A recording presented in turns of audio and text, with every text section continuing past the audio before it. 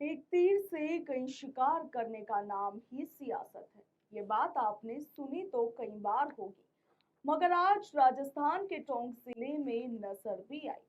मौका तो था भारतीय जनता पार्टी के नए अध्यक्ष नितिन नबीन की पहली राजस्थान यात्रा का।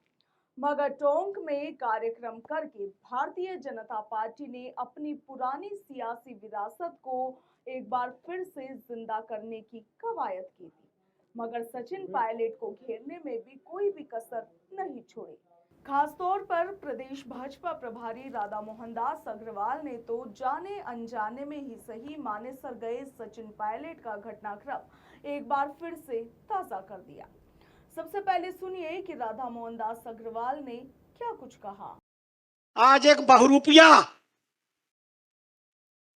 गांव का विधायक बन गया। आश्चर्य होता है, वो आपके टोंक का निवासी भी नहीं, टोंक तो बहुत दूर, वो आपके राजस्थान का भी निवासी नहीं। आप जानते हैं इस बात को? पता है ये बात? नहीं पता। उत्तर प्रदेश से मैं भी आता हूं राजस्थान का प्रभारी बनकर के। मैं तो सपने में नहीं सोचूंगा कि मैं राजस्थान के किसी क्षेत्र का विधायक बन जाऊं। है मेरे पास उत्तर प्रदेश। उत्तर प्रदेश का भगौड़ा नहीं हूं मैं। उत्तर प्रदेश का मजबूत राजनेता हूं। उत्तर प्रदेश से राजनीति कर सकता हूं।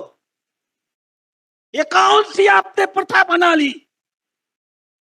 किसी प्रदेश से कोई व्यक्ति वापस भेज दिया जाए तो आप उसे माला पहना देते हो। इतना बड़ा राजस्थान के साथ यह अवमानना का काम हुआ है। इनके प्रति उनकी विश्वसनीयता है, अपने पार्टी के प्रति नहीं, अपने मुख्यमंत्री के प्रति नहीं, अपने कार्यकर्ताओं के प्रति नहीं। एक समूह बना करके उन्होंने आपको इस प्रकार से भैरव में डाल दिया। आप न जाने किस प्रभाव में आकर के आपने टोंक से उनको अपना विधायक बना लिया। एक टांग कांग्रेस में रहती है और एक टांग पता नहीं और कहां रहती है। देखिए, भाजपा को बढ़ाने और कार्यकर्ताओं को एक्टिव करने के लिए और भी बहुत कुछ कहा गया, मगर पायलट पर भाजपा ने अब तक का सबसे करारा वार कर दिया, और वो भी उन्हीं के निर्वाचन क्षेत्र में। बाहरी उम्मीदवार से लेकर मानेसर सियासी कांड तक सब कुछ मंच पर मानो जस का तस कह दिया गया। जब भारतीय जनता पार्टी ने सचिन पायलट के खिलाफ ताल ठोकी है, तो पूर्व मुख्यमंत्री अशोक गहलोत कहां रुकने वाले थे। अशोक गहलोत ने अपने अंदाज में बयान दिया है और भारतीय जनता पार्टी के प्रदेश प्रभारी को जवाब भी दिया है, मगर बातें कुछ इस तरीके से कही कि पायलट को भी उलझा गए। आज तक सचिन पायलट ने मानेसर कांड को लेकर नहीं माना कि गलती हुई है, मगर अशोक गहलोत ने बीते एक सप्ताह में 2 बार लगातार पायलट के मानेसर जाने का जिक्र कर कांग्रेस के भीतर चल रहे कोल्ड वॉर को उजागर कर दिया। उनकी दोनों टांगे कांग्रेस में ही है और कांग्रेस में रहेगी। अब उनके भटके आएंगे जो पहले गुमराह करके ले गए मानेसर के अंदर हमारे लोगों को। वो सचिन पायलट जी को भी अनुभव हो गया है कि इस प्रकार की गलती करने के क्या अंजाम होते हैं, ठीक है ना। इसलिए अब वो समझ गए संभल गए हैं, समझ भी गए संभल भी गए हैं, और मैं उम्मीद करता हूँ अब वो हमें छोड़ के कभी नहीं जाएंगे।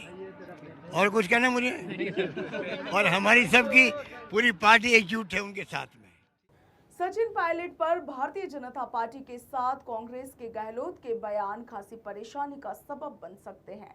राजस्थान में अब तक भारतीय जनता पार्टी के नेता खुलकर पायलट को लेकर सहानुभूति जताते आए हैं। उन्हें लगता है कि कांग्रेस में अशोक गहलोत को बैलेंस करने के लिए सचिन पायलट की पैरवी करना बेहद जरूरी है। लेकिन आज राधा मोहन दास अग्रवाल ने मंच से खुला खेल कर दिया है। सचिन पायलट कभी बीजेपी नेताओं के बयानों में आंखों के तारे थे, तो अब आंखों की किरकिरी भी बन रहे हैं। कांग्रेस और बीजेपी ने अपनी सियासत में पायलट इस रूप में मुद्दा बन जाएंगे, ये पायलट ने भी शायद सोचा नहीं होगा। खबर लिखे जाने तक तो पायलट का कोई भी रिएक्शन नहीं आया, मगर रिएक्शन क्या होगा, किन शब्दों में होगा और क्या कुछ कहा जाएगा, ये देखना भी दिलचस्प होगा, क्योंकि सचिन पायलट का जवाब ही आने वाले वक्त में टोंक की नहीं बल्कि भारतीय जनता पार्टी, कांग्रेस और कांग्रेस की अंदरूनी सियासत की दिशा तय करेगी।